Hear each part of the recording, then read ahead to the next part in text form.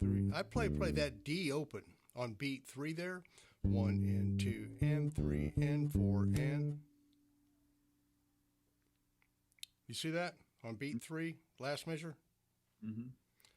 It makes sense to play that. It's just easier to play open. 1 and 2 and 3 and 4 and then the next A, it says play the 8th fret. I'd play that open. 1 and give your hand time to shift down to the 7th fret on the D string to grab the octave A. So take advantage of open string possibilities. Otherwise, you're going to be throwing your hand all over the fingerboard on this.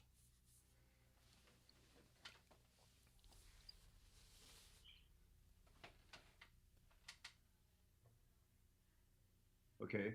Well, this is going to be a challenge. Yeah. It's really going to be a challenge. But you get this together, man, your bass playing is going to be better. Oh, I know it. See, this is the thing.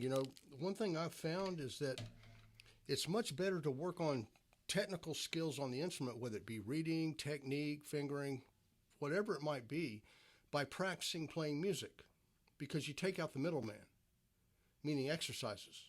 Mm-hmm. So a lot of people will take exercises and they'll put them in this place in the middle of what, they look at what they want to play. Well, I can't do that yet, so I need to work on some stuff to get ready to play that. So then they find these exercises and work on them, and sometimes they get stuck in exercise land and never get out.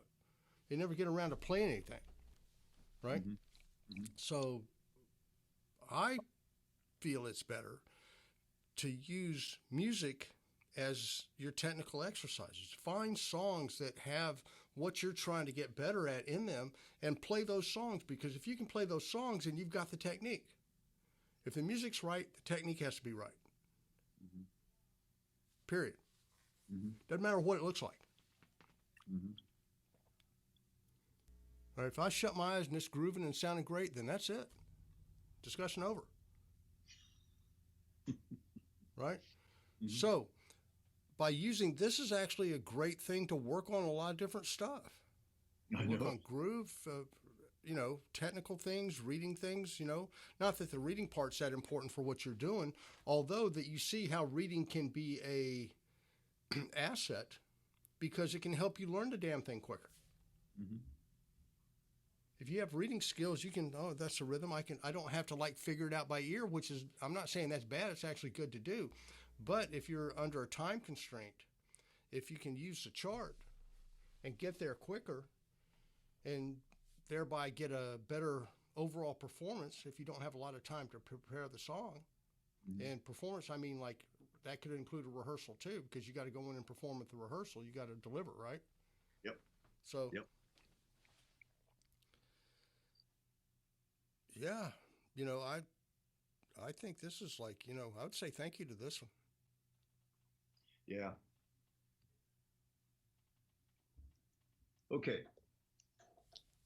One of the things that I still have a weakness for is learning to count and play. And with this one, I've got to be able to count. Remember all those times I was beating you over the head telling you to count out loud? Mm-hmm. That's why. I know it. But in this tune, I've got to be able to count. Now, you don't have to be able to count out loud, but yeah, you do have to count.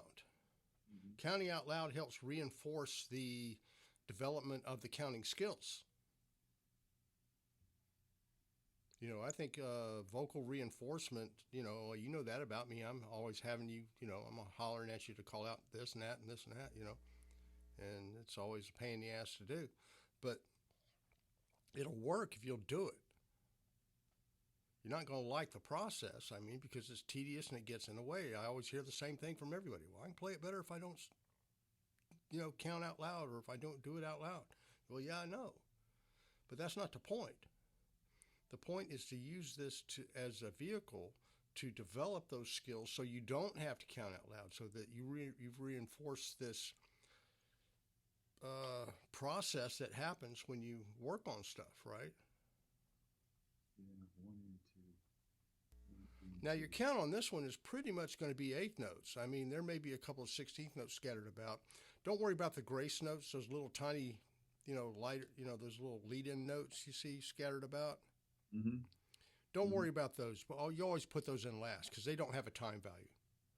So Just pretend like they're not there and ignore them for now. You can put them in later if you want to. That's just inflection. So the first thing you want to get before you worry about count necessarily is the order and fingering of notes. So you look at that first measure. Okay, I got a D there, and then an E. I play with my fourth finger. I play the A open, another A open. Play that C sharp first finger, fourth fret on the. Now it says to play it on the 8th fret and on the E string, which you could. 8th fret? Yeah, because it's not playing that A open. But see, that's hard. You know, that's more work than that's. I'd use those open strings. So I play that A open in the second measure. Then you got a C sharp, first finger, 4th fret on the A string. Play that E, 4th finger, 7th fret, A string notes. Then you got an open E. Then play the B on the 7th fret of the E string.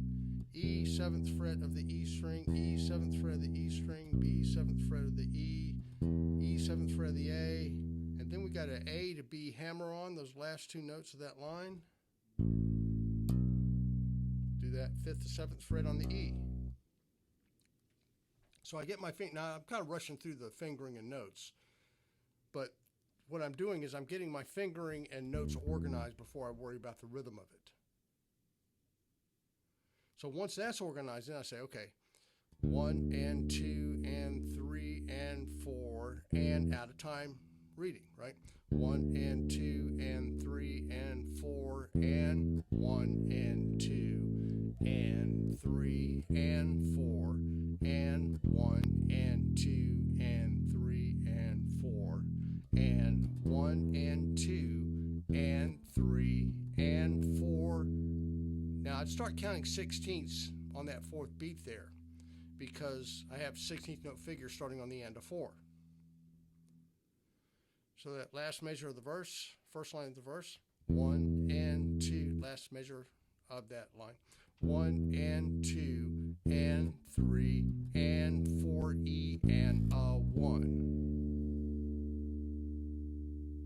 So I work it out of time that way. When I'm comfortable with that, then I put that in time. I don't worry about going through any more of the song yet.